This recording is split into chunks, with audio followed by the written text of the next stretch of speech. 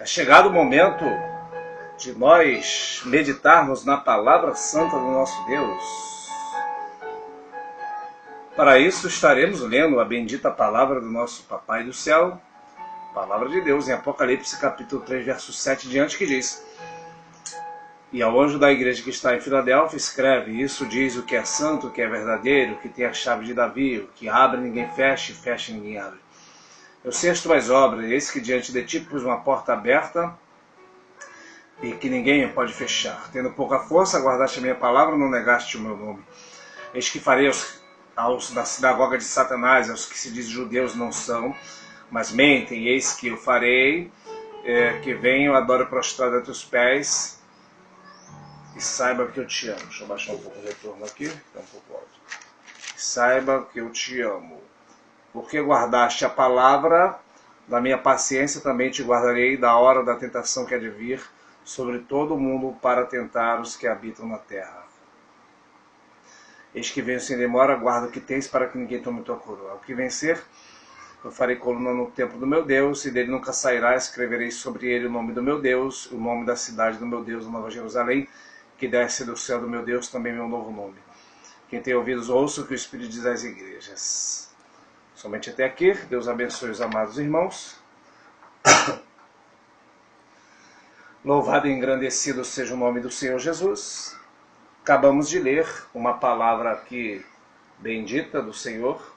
Acabamos de estar diante de um texto bem conhecido. Deixa eu puxar a cadeira.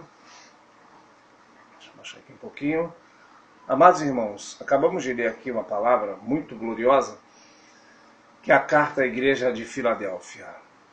A igreja de Filadélfia, nós estamos aqui meditando nas 7 cartas das igrejas que estão na Ásia, ou estavam na Ásia, qual João, o apóstolo, ele vai escrever, sendo ditadas pelo próprio Senhor Jesus.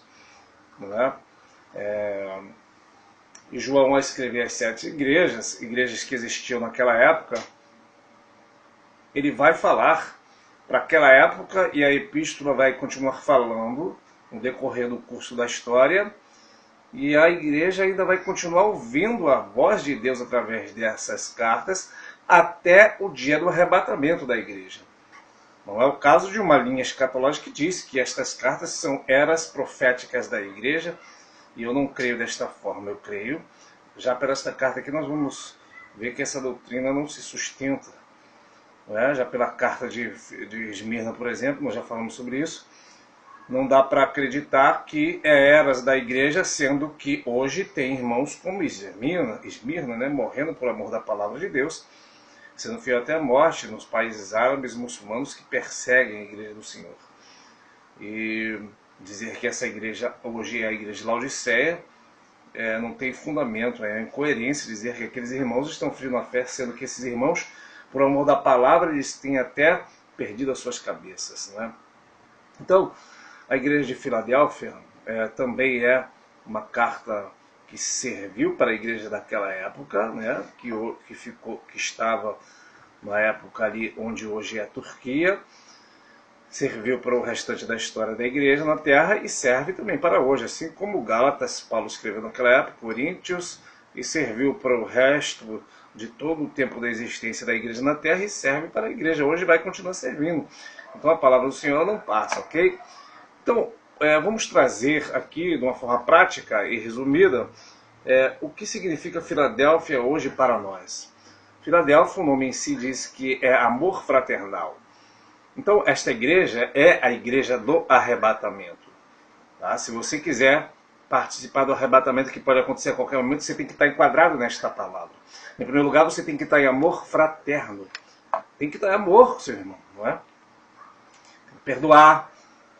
Tem que sofrer também, porque o amor, ele é sofredor. Não é? A Bíblia não vai dizer o que é o amor, né? Porque ninguém consegue definir o que é o amor, mas consegue descrever como é o amor. O amor é paciente, ele é benigno, e ele é sofredor. Sabe aquela pessoa que você não perdoa? Então, você perdoando e sofrendo, afronta, calúnias, aquela pessoa te entristecendo, você está sofrendo por causa de uma pessoa. Mas é assim mesmo. Por quê? Porque o amor é sofredor. Então, você tem que ter amor no coração, tem que perdoar. Aleluia. Tem pessoas que não perdoam, irmão. E ela acha que vai para o céu. Não é? Eu postei esses dias lá no meu Facebook, a frase é a seguinte, que se você não perdoa, você ao orar o Pai Nosso, você está lendo sua própria sentença de morte. Por quê? Porque o Pai Nosso diz, perdoa-se as nossas dívidas, assim como nós perdoamos aos nossos devedores. Então, se você não perdoa os seus devedores, também o Senhor não te perdoará. Agora, se você perdoa, também o Senhor te perdoará. Então, tem que ter amor fraternal. Então, a igreja do arrebatamento, a igreja de Filadélfia, que quer dizer, Filadélfia significa amor fraternal, ela é a igreja do arrebatamento, é a igreja que tem amor. E você vai ver Jesus repreendendo as outras igrejas, como Éfeso, como Tiatira, como Pérgamo, como Sardes, mas essa igreja ela não tem repreensão, ela tem só elogio. Por quê? Porque quem está em amor, irmão, Deus não vai. A Bíblia diz que o amor, irmão, é o vínculo da perfeição. Se você está em amor, aprendeu a perdoar o seu irmão, não é? Se você trata bem aquele que te trata mal, se você até seu inimigo, você pode ter inimigo, mas você não pode ser o inimigo, ok? Aquela pessoa me odeia, tá? A pessoa pode te odiar, mas você tem que amar. Inclusive a Bíblia vai dizer, se teu inimigo tiver fome, dá-lhe de comer, dá-lhe de beber, porque fazendo assim amontoar brasa sobre a sua cabeça, não te deixe vencer pelo mal, mas vence o mal com o bem. Então esta igreja aqui, ela está no vínculo da perfeição. Inclusive a Bíblia vai dizer que Deus é amor. Então ele vai começar se apresentando para a igreja, para o anjo da igreja e para a igreja. Isso diz que é santo, que é verdadeiro. Então aquela igreja ele tinha em primeiro lugar santidade e verdade. A igreja que vai participar do arrebatamento, que vai subir a qualquer momento, no abrir e fechar de olhos, ela tem que ter santidade e verdade. Ela não pode ter mentira, não pode ser falsa, não pode ter nome que vive e está morta, não pode, digamos assim, ter aparência exterior, porque a igreja, irmãos, ela não é aquela que você vê com os teus olhos. Existem só duas igrejas na Terra. Uma que nós vemos com os nossos olhos, e outra é a que Jesus vê com os olhos dele. Uma é a que nós vemos, que é todo o povo de todas as igrejas na terra. E a outra é a que Deus vê como a igreja dele. Então, esta igreja tem que ter santidade e verdade, porque Jesus vai falar que ele é o caminho, a verdade e a vida. Conhecereis a verdade vos libertará. Não é? O diabo ele justamente é o pai da mentira, que é o oposto da verdade. Então, Jesus é verdade. Jesus não engana ninguém, não passa a mão na cabeça. Não é? Se você estiver errado, está errado, tem que se consertar com Deus. Ele não vai chegar para você e falar que Deus vai te dar a vitória se você está todo errado, precisa se converter, precisa largar o pecado. Então ele é santo. Não é? A Bíblia vai dizer em Hebreus, seguir a paz e a santificação, sem a qual ninguém verá a Deus. Se não tiver santificação, não adianta. Você pode ser do círculo de oração, pode ser do quadrado de oração, pode ser do ministério, pode ser pastor, presbítero, bispo, diácono. Se não tiver santidade, você não entra no céu. Isto diz o santo e o verdadeiro. E ele fala assim, porque justamente na igreja de Filadélfia havia santidade e verdade. Tá? Em outras igrejas ele se apresenta de uma forma de mostrar a verdade para aquela igreja que não tinha verdade. Ou para o anjo, por exemplo, a igreja de Pérgamo, eles diziam que tinha uma espada, que tinha uma palavra, não é? Por que eles diziam isso? Porque lá eles tinham palavra, tinham pregações, mas tinha até aqueles que vendiam a palavra, que é a doutrina de Balaão. Aí Jesus se apresenta dizendo, não, isso diz aquele que verdadeiramente, aquele que tem a espada de dois gumes. Aí no final ele vai dizer, se eles não se arrependerem, eu virei contra ti, batalharei contra eles com a espada da minha boca. Mas no caso aqui, Jesus vai falar, diz o santo e verdadeiro, porque naquela igreja, no decorrer da carta, você não vai ver repreensão. Então Jesus está confirmando que ele é santo e verdadeiro, uma igreja que tinha santidade e tinha verdade. E ele continua. E isso diz também aquele que tem a chave de Davi, que abre e ninguém fecha, e fecha e ninguém abre. Jesus está falando coisas concernente àquela igreja, que coisas que eles passavam, não é? Claro que esse texto aqui você vai ver em Isaías 22, 22, que vai falar uma promessa messiânica, uma promessa, né, já que quem profetizou isso foi o profeta messiânico, que é Isaías, que seria repousado sobre Jesus, sobre ele. Não fala Jesus, mas fala sobre ele. Nós sabemos que é sobre Jesus que essa palavra se cumpre. É a chave de Davi. Ele fechará, ninguém abrirá, e abrirá, ninguém fechará. E aqui ele cita Isaías 22, 22, porque a chave de Davi é a chave onde há os tesouros do rei Davi. Não é? E essa chave está nas mãos do Senhor. Talvez alguém fale assim, é uma porta de emprego, é uma porta, que porta é essa? E ele vai dizer, diante de ti pus uma porta aberta que ninguém pode fechar. E aí nós temos que entender, como está em Eclesiastes 7, 27, eis aqui uma coisa cheia, diz o pregador, confere uma coisa com a outra para achar a causa. Então, se nós formos conferir a Bíblia com a Bíblia, nós vamos achar a resposta. Você veja que em Atos, capítulo 14, Paulo vai dizer que... perdão, irmãos. Em Atos 14, vai falar que na reunião de Jerusalém, vai falar que Deus abriu para os gentios a porta da fé. Em 1 Coríntios 16, Paulo vai falar, né, sobre que o Senhor abriu uma porta grande e eficaz. E havia muitos adversários. E em 2 Coríntios 2,12, né, vai falar que Paulo, o Senhor abriu para ele uma porta no Senhor. Então, que porta é essa? A porta da fé, porta grande e eficaz, uma porta no Senhor. Ele vai falar sobre a porta em Troade, e depois ele foi para Macedônia, ali onde está descrito em Atos 16.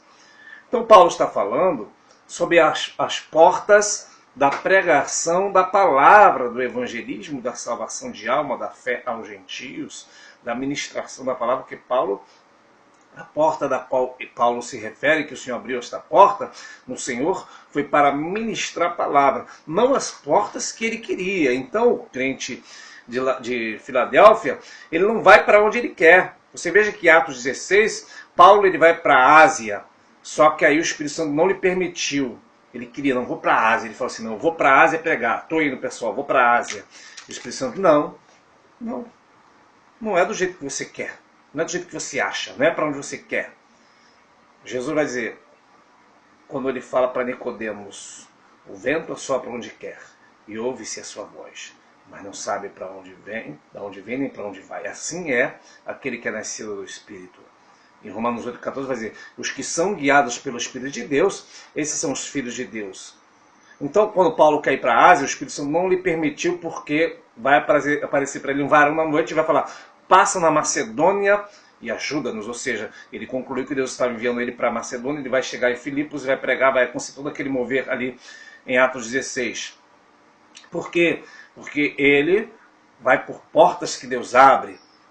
O ministro do Senhor, ele faz isso. O pregador, o evangelista, ele não vai pregar para onde Deus o mandou, ele não vai ser guiado por ele mesmo, ele quer ser conduzido por Deus. Então a porta que Deus abre para ele, ninguém fecha, a porta que Deus fecha, ninguém abre. Então ele é conduzido por porta, que sempre haverá uma porta aberta. Ele vai falar diante de ti, uma porta aberta, meu irmão. É amanhã da porta aberta para você. Não tem a ver, nós podemos levar também para o lado também, seja ele material, seja profissional, qualquer que for. Esse crente aqui, ele está tão na mão de Deus, que ele depende de Deus para Deus abrir as portas, seja de trabalho, de meio de sobrevivência, não é? Você veja que Paulo ele não era empregado de ninguém, mas ele fabricava tendas e vendia. Que coisa maravilhosa, irmão, é ser cristão Filadélfia. Por quê? Porque pode se fechar a porta que for, irmão. Deus sempre abre outra. Diante de ti pus uma porta aberta. Que coisa maravilhosa. Então, diante de ti pus uma porta aberta que ninguém pode fechar.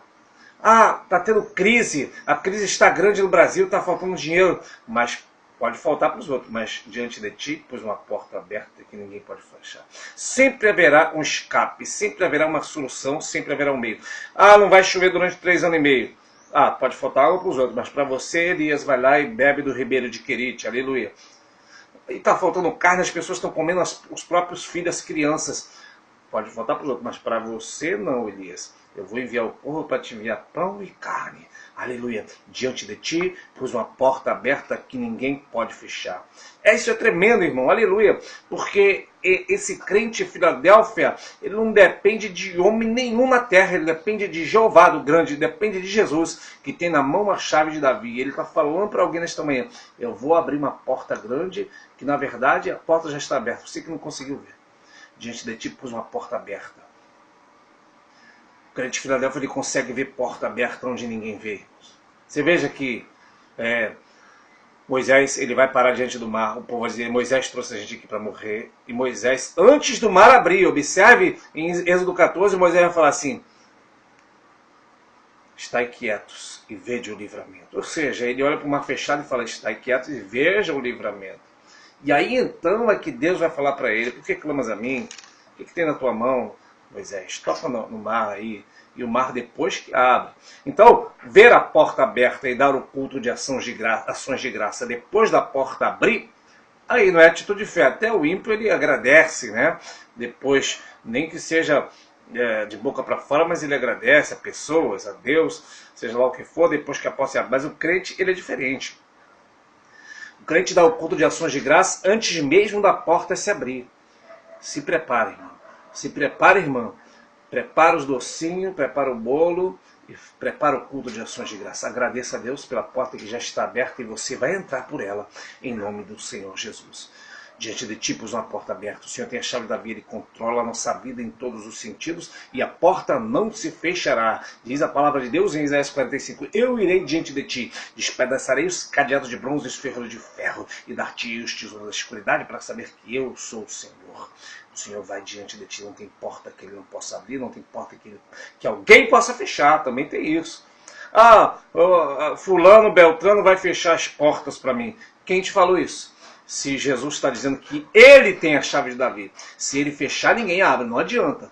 Forçar, não adianta dar jeitinho, que não vai abrir. Agora também se ele abrir, homem nenhum na terra, nem o presidente da república pode fechar. Aleluia. Então nesta manhã o Senhor está falando com a igreja de Filadélfia. Aleluia. Diante de ti pus uma porta aberta que ninguém pode fechar. Tendo pouca força, guardaste a minha palavra, não negaste o meu nome. Então também aqui mais uma palavra em que Deus está palestrando com o crente de Filadélfia, que apesar desta igreja não ser uma igreja toda errante, como em alguns outros casos nós vemos falsas doutrinas, né? Tinha Jezabel, em Pérgamo tinha a doutrina de Balaão, tinha os nicolaítas, tinha todo tipo de falsas doutrinas já inserida ali, né? O diabo entrou como se fosse um verme hospedeiro, estava ali dentro sugando, estava contaminando algumas pessoas. Mas em Filadélfia, né, vai dizer que ele, apesar de tudo, de não ter essas falsas doutrinas, ele teve pouca força no momento, né? Porque a vida cristã não é feita de super-homens, né?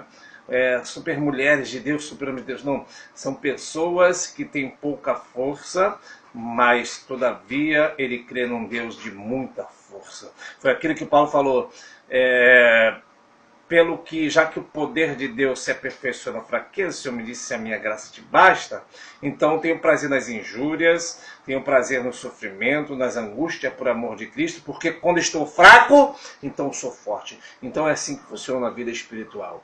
Aleluia. Quando nós somos fracos, nós estamos fortes no Senhor. Então o segredo é não negar a Cristo. Então esse crente de Filadélfia, mesmo passando por todo tipo de angústia, né? Mesmo passando por tribulação, por sofrimento, que você vai ver mais na frente, não é?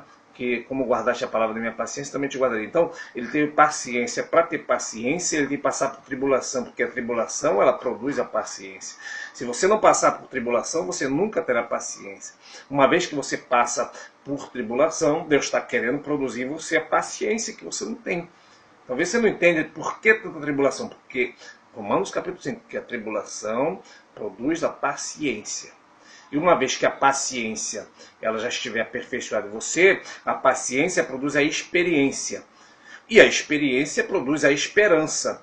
E a esperança não traz confusão. O que significa isso, resumindo? É que quando você passa por tribulações na terra, Deus está produzindo em você a paciência. Uma vez que você tem paciência, você vai passar a ter experiências com Deus. Qual a experiência? A experiência, não é, de que no momento de luta Deus te deu vitória. E uma vez que você teve esta paciência, produziu a experiência, essa experiência vai produzir o que? A esperança. O que é a esperança? É você saber que Jesus te deu vitória antes, te dará de novo. Então isso é a esperança de que Deus vai ser contigo. E essa esperança está derramada em nosso coração por Jesus Cristo. Então é tremendo.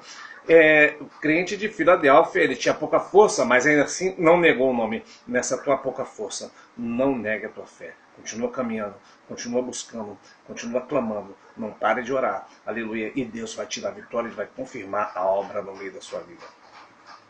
O povo que pereceu no deserto só pereceu porque, ao entrar no deserto, ele só conseguia ver areia. Não conseguia ver a saída porque olharam pelos olhos da carne. Talvez você esteja num deserto espiritual, mas se você olhar pelos olhos da carne, você não vai ver saída. Mas se você começar a exercitar a tua fé e ver porta onde não tem parede, ver mar aberto onde o mar está fechado, você vai ver que há uma terra prometida lá no final. Há uma vitória lá no final. Então passa pelo deserto dando glória, que tua vitória está lá na frente, não damos por vista, mas sim por fé. E aí ele continua palestrando com a igreja de Filadélfia. Verso 9, eis que farei aos da sinagoga de Satanás, aos que se diz judeus não são, mas mentem, eis que farei que venham e adorem prostrado teus pés, para que saibam que eu te amo.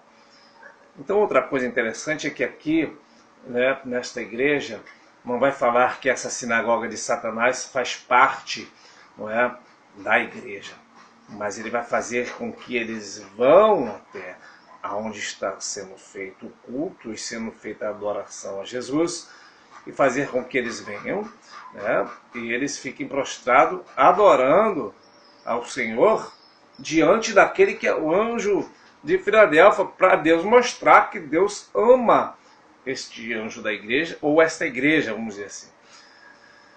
E como é isso? A sinagoga de Satanás, sabemos que sinagoga é o nome do templo judaico, não é? Mas isso aqui é um nome, que o Senhor Jesus dá de forma para aquela época, já que nesta época havia muitos que se diziam povo de Deus, se diziam judeus, mas Paulo vai falar sobre isso, que nem todos que estão em Israel são israelitas. Não era por ser descendência de Abraão, que são todos filhos, mas em Isaac seria chamada sua descendência. Então, de forma bem prática, nós vemos que o povo se dizia ser o povo de Deus, o filho de Abraão, mas rejeita João Batista, rejeita Jesus. E Jesus vai os repreender várias vezes, mesmo eles tendo a lei, temos costumes, guardando entre aspas a lei, porque na verdade eles não guardavam. Jesus inclusive vai chamar alguns em algum momento de filho do diabo. João Batista vai chamá-los de raça de víboras, mas eles se diziam ser judeus. E nesta época muitos se diziam ser o que não eram. Então trazendo para nós hoje, são os falsos crentes. Aqueles que se diz ser crente, mas não é. Sinagoga de Satanás. Blasfema do Espírito Santo, que está na vida dos pequeninos do Senhor. O pequenino do Senhor, ele profetiza, ele é cheio do Espírito da verdade. Eu já falei sobre isso aqui. Existe espírito do engano, espírito da mentira, existe pessoas meninice, mas também existe profetas e profetisas do Senhor de verdade, que profetizam e falam a verdade do Senhor.